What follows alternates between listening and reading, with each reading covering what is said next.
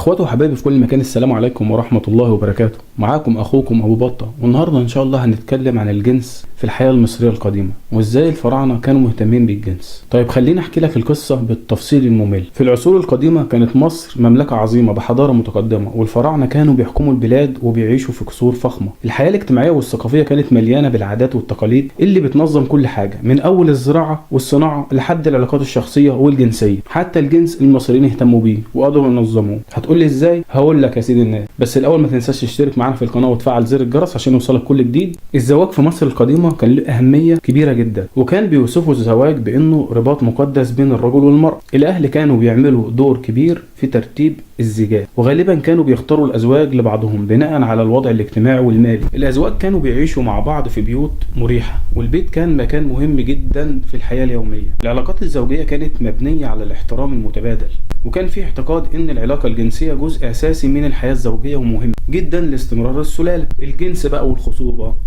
بص يا عم الدنيا، في المجتمع الفرعوني كان في احترام كبير لموضوع الجنس والخصوبه. كان في آلهة مخصصة للخصوبة زي أوزوريس وإيزيس، طبعا هم اللي كانوا بيعتقدوا الاعتقاد ده مش أنا. وكانوا بيعتقدوا إن الآلهة دي بتساعد في إنجاب الأطفال وبتحمي العائلة. كان في احتفالات وطقوس دينية بتتم بمشاركة الأزواج عشان يعززوا الخصوبة في مجتمعاتهم. طيب كانوا بيمارسوا الممارسات الجنسية ازاي؟ أقول لك يا عمنا. المصريين القدماء كانوا بيعتبروا الجنس حاجة طبيعية وجزء من الحياة اليومية، وده كان بيظهر في الفنون والكتابات اللي بيتركوها وراءهم. الرسومات على جدران المعابد والمقابر كانت بتعبر عن الحياة اليومية، بما فيها المشاهد الجنسية اللي كانت بتتعرض بطريقة فنية وجمالية.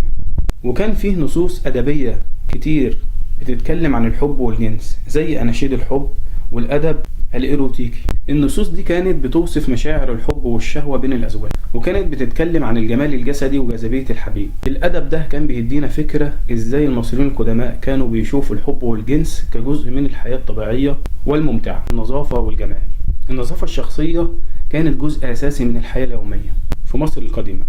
الرجال والنساء كانوا بيستخدموا الزيوت العطرية والمستحضرات التجميل للعناية بأجسادهم وشعورهم.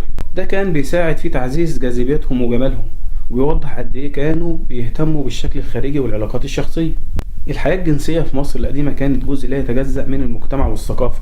الفراعنة كانوا بيقدروا الحب والعلاقات العاطفية، وكانوا بيعتبروا الجنس حاجة طبيعية ومهمة لاستمرار السلالة والاستمتاع بالحياة. الفنون والأدب والنظافة الشخصية كلهم كانوا بيعكسوا ازاي المصري القديم كانوا بيعيشوا حياتهم اليومية بحب وجمال واحترام للعلاقات العاطفية والجنسية. وبكده وصلنا للنهاية. يا ريت لو عجبك الفيديو ما تنساش تشترك معانا في القناة وتفعل زر الجرس عشان يوصلك كل جديد. كان معكم اخوكم ابو بطة، واشوفكم على خير. مع السلامة.